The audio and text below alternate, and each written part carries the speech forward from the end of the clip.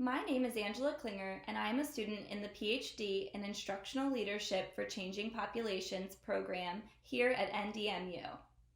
Today, I will discuss a research proposal that I designed in my EDU 695 Research Design course. The study is titled Bilingual Educators and Academic English Growth in an English-Only Program. Here are terms you need to understand the study. Please take a moment to read them. The topic of the study is instructional practice for ELs and L1 use in an English-only program. The study will focus specifically on Baltimore City Public Schools and Spanish-speaking students and teachers. The research questions are: what is the relationship between English learner growth on the WIDA Access Test and students' ESOL teacher having native conversational and/or literate fluency in the student's native language in an English-only program? How do bilingual ESOL teachers use students' native language in an English-only ESOL program to benefit student language acquisition? This study is relevant for communities experiencing an increase of linguistic diversity. For example, from 2011 to 2017, enrollment of ELs in Baltimore City Public Schools increased by 73%. As a result of the growth of EL enrollment, school districts hire additional ESOL teachers. In hiring and recruiting ESOL teachers, district leaders should consider if priority should be made to hire bilingual ESOL teachers. If hired, these teachers would benefit from research-based practices of how to support students with use of native language. Existing research has grounded the theoretical framework for the study.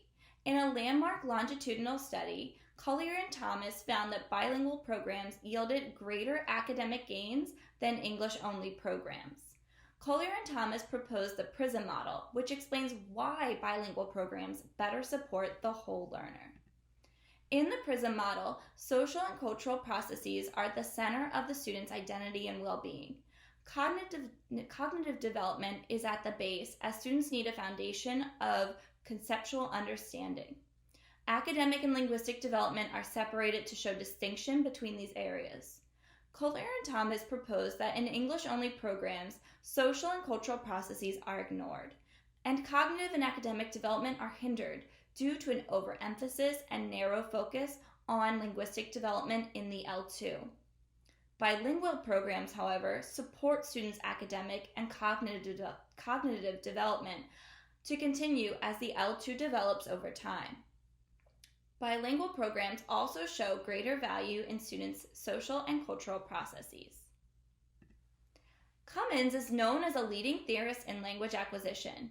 Cummins proposes an iceberg model of interdependence. Though the L1 and L2 may seem different on the surface, the languages share a common set of principles that can be transferred. Bilinguals rely on this common underlying proficiency to transfer skills and concepts between their linguistic repertoires.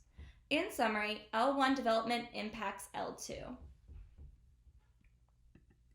Additional research guided development of the study.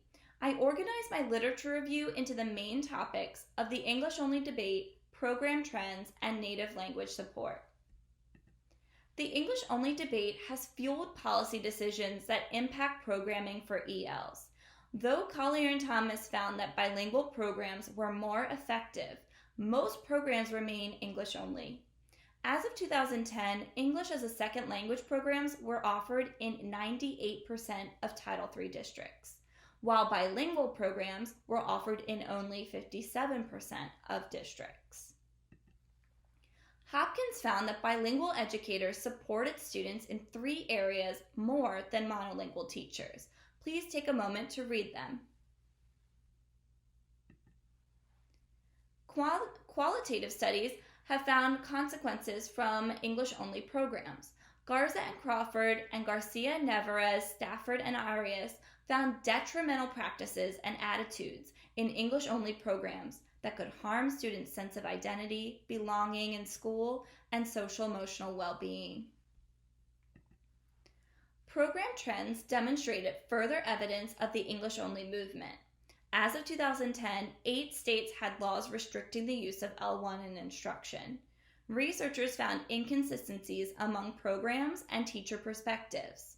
Garcia Navarez, Stafford, and Arias found that while bilingual teachers generally supported L1 in instruction, ESL teachers and traditionally certified teachers had negative attitudes of native language use. A recurring theme among several studies was that teachers, state officials, and district leaders expressed the need for more training and research to support ELs. I found limited research that focused on native language support within English-only programs. One quantitative study by Hayes and Salazar found no significant correlation between L1 use in instruction and academic or language development achievement. However, inconsistent program fidelity decreased generalizability of their findings. Other studies on the topic were qualitative. Hopkins studied bilingual teacher L1 use in instruction compared to monolingual teachers in an English-only setting. This study, however, did not measure corresponding student outcomes or consider teachers' level of bilingualism. I identified a gap in the research. There was a need for more quantitative studies exploring L1 use in the English-only setting. There was little evidence of the impact on student achievement. The research was also lacking of the nature of L1 use in the English-only setting by bilingual educators. In order to explore the relationship between student achievement and L1 use in an English-only setting, I proposed a group comparison, causal comparative quantitative study. The purposive sample will include 50 bilingual ESOL teachers, 50 monolingual ESOL teachers, and all of their students, approximately 3,000 students. To collect data, I will administer a closed-ended survey to determine teacher level of bilingualism and use of Spanish in instruction. For example, giving directions, use of cognates and family engagement, among others. I will also ask teachers to identify their perspective of L1 in instruction using a Likert scale. I will conduct classroom observations to triangulate self-reported data of the use of L1 in instruction using an observation tool. Student matched gross scores for 1 year on the annual WIDA Access Assessment will be used to determine student achievement measures. These scores are populated on a district report I plan to obtain through IRB approval. I will be able to control for additional variables such as curriculum, program model, time in the U.S., and grade level. In my analysis, I will use multiple regression to determine the relationship between bilingual and monolingual teachers and student achievement. Descriptive statistics will be used to analyze survey and observation results to determine the nature of L1 use in instruction. The findings I anticipate based on related research are that bilingual teachers use students L1 in a variety of ways in an English-only program, and students who have bilingual ESOL teachers will correlate with higher achievement gains in academic language. There are several limitations to this study design. Since I am using a causal comparative study design, it is not possible to determine causation. I cannot control the phenomenon, and therefore am unable to implement an experimental or quasi-experimental design. Another major limitation is the sample size. The smaller sample size weakens generalizability of the results. Non-probability sampling was selected due to the importance of category representation and the limited number of teachers in the target population. Probability sampling would increase the generalizability of the results.